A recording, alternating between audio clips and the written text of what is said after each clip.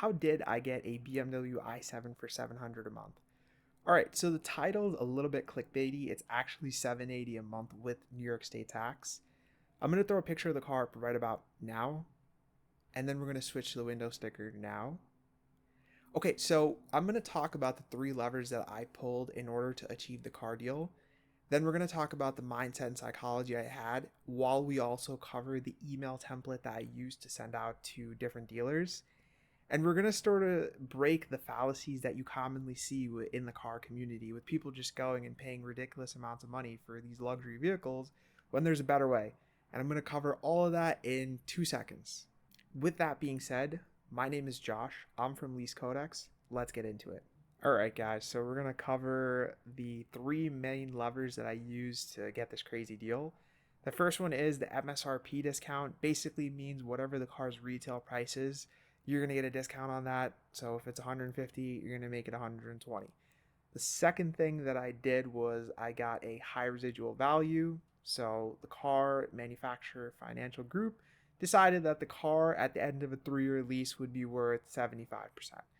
So that means you pay less of the car over the 3 years. Or another good way to look at it would be you would be paying the 25% divided over the 3 years. And the last thing that you can really use to shift your deals towards a more positive slope for yourself is getting incentives. So what are incentives? Credits from the manufacturer that are given to the dealership that can be applied towards your deal. So in this case, we used a $7,000 electric vehicle credit, plus we also used a $2,000 conquest credit that's stacked on top of the MSRP discount with the high residual value, making the total amount of the lease payment come down significantly. With that being said, let's get into the next section where we're actually going to cover MSRP in detail. Really quick, guys, before I forget, we're just going to cover two quick terms.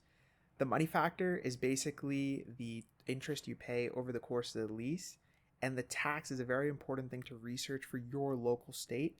So that way, when you're sending emails to the dealer, you can have an accurate price quote and a monthly payment that you want and a good deal structure. Now let's get into MSRP. Now we're on to the next section where we're going to be talking about MSRP discounts. So we already kind of covered the cases of why you want an MSRP discount and how to get an MSRP discount is what we're going to talk about right now. So the main case where you're going to get an MSRP discount is when the dealer is having a tough time moving a car off the lot.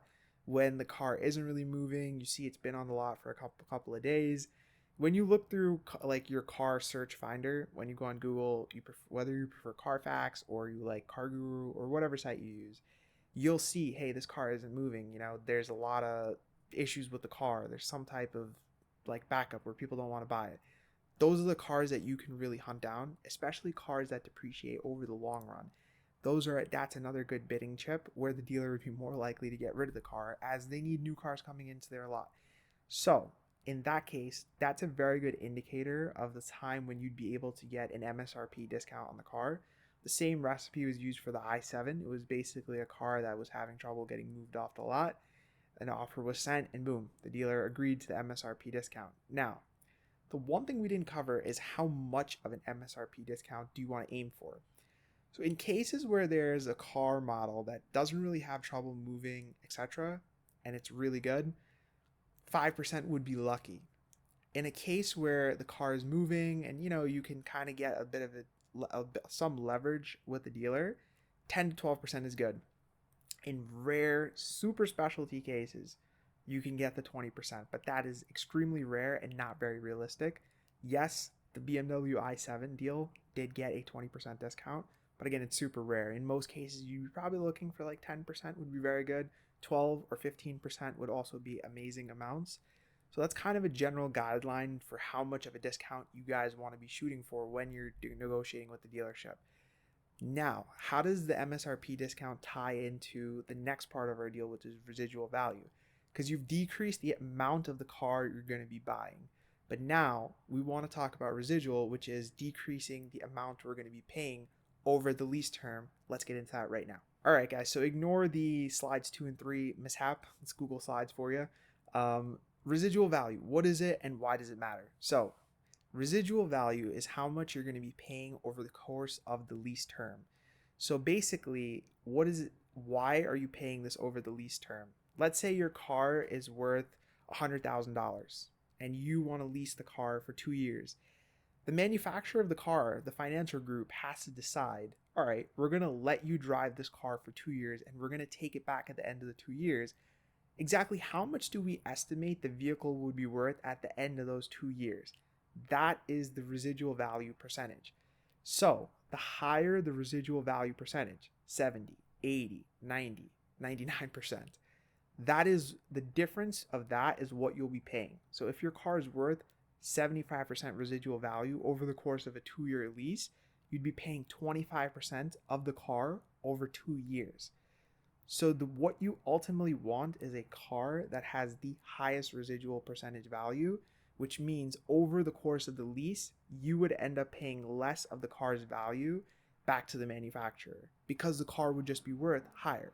So if you leased a car, say for the i7 for 100K MSRP, and then the residual value was 70%, if you took the car for 3 years at a 70% residual, you would be paying the 30% residual difference, aka the 30,000, over the 3-year term. So that's why getting a car with a higher residual value makes such a good difference. It's not critical, but the higher value you get, the stronger of a deal you'll see, especially when it comes to the monthly payments and the overall money you'll be dumping into the lease. Now, we covered kind of why you want to look for a high residual value. Another pro tip is to look on Edmunds or Google the residual value to see exactly where you can find a car that maybe you weren't thinking about, but it still has a high residual value that can really help you. That's kind of one of the factors that played into the i7 and was a huge major success in getting a crazy monthly payment deal over a 3-year lease.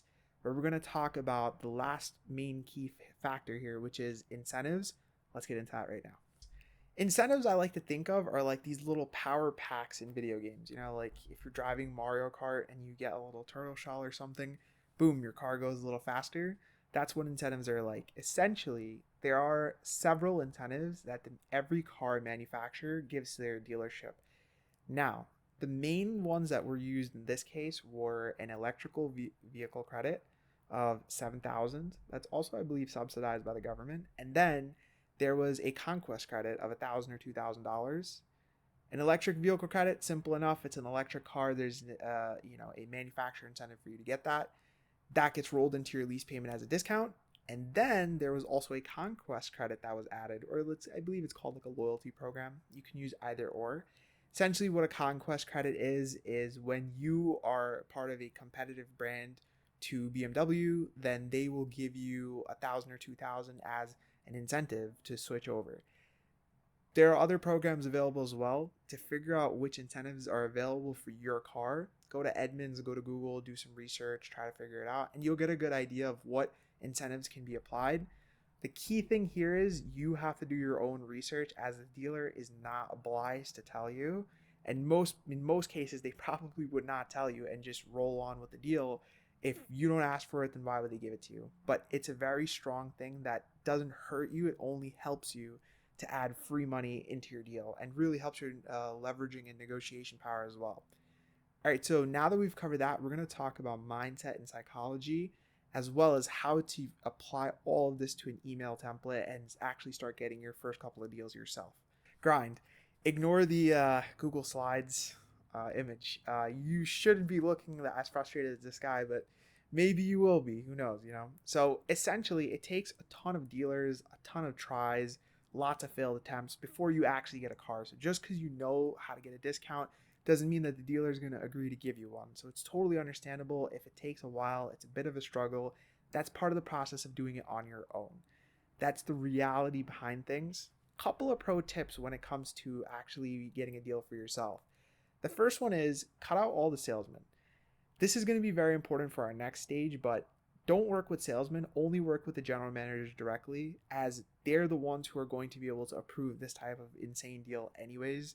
And by removing the salesman, you're more than likely going to get honest numbers. In a lot of cases, if you let the salesman in on the deal, then obviously they're incentivized to get a cut out of this as well. So they're less likely to give you the discounts that you're looking for. But with that being said, let's roll into the next phase, which is email templates that really start to help you close these deals. So here we have the templates. So this is a template that we used. A couple things on this template. Yes, you want to add your model and lot number if possible. Big things here to remember. Please make sure everything's accurate, as when you're sending this to the general manager, you do not want to waste their time. Money factor. So we haven't really touched on money factor. Not that it's so important, but I'm assuming most of you guys who would be trying to go for a BMW i7 would have excellent or tier 1 credit.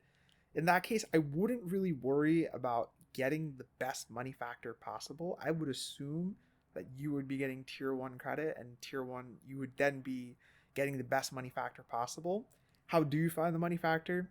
Google is the easiest way. Residual, same thing. Google Edmunds, you'll find it there. And another big thing is, please make sure to calculate the tax for your state properly and add the zip code for your postal code if possible. It'll help the dealer when they're making their quote to try and see if they need to ship the car to you, if they could roll the shipping into the payments, etc. That's a very good thing. And yeah, I would always suggest trying to do zero due at signing. That's what I prefer. The dealer may ask you for first month's payment, or they may ask you to put some money down depending on the counter that they have when they come back from this template. But the biggest thing to remember is a lot of this takes work. It takes timing. It may or may not happen on the first, second try. A lot of it's luck and opportunity based as well. So that's kind of the template we use. We're going to roll into a quick recap. All right, so finding incentives, Edmunds form, residual, money factor, all that. Google Edmunds. That's your best friend. Now, we're going to go online. We're going to look for car deals that we're looking at. We're going to see, can we get the MSRP discount? Yes, great. How much are we looking for? I would say 10% is very good. Very, very good for 90% of case deals. Then, are there incentives? Yes, no. And then last, what's the residual on this car? Is it really low? Does it make sense for me to get the car? Those are questions you have to ask yourself. Calculate lease numbers with online lease calculators will probably help you if you needed to get an accurate monthly payment, as I showed you on the email template before. Maybe you don't have to add that in if you aren't really, looking for that. You don't really need to do that. It's situational. Next, finding inventory with model and spec. Pretty goes without saying. It really helps for the email template. And then, just email the templates to the dealer and wait for responses. A lot of this is hard work. It does take time. If you give this a try and you're like, hey, I really want a nice deal, but I'm sick and tired of waiting for responses, checking incentives. Is this the best deal? Is this the right deal? I hate this dealer's counter. I'm sick and tired of wasting all my time, spamming a million dealers, calling, fighting, upset. Cut all that out.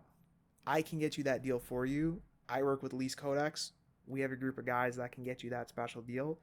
Hit the link below in the description. Tell us what car you want, and we'll make it happen for you. Easy peasy. That's it. With that being said, take care, and until the next video, have a good one, guys.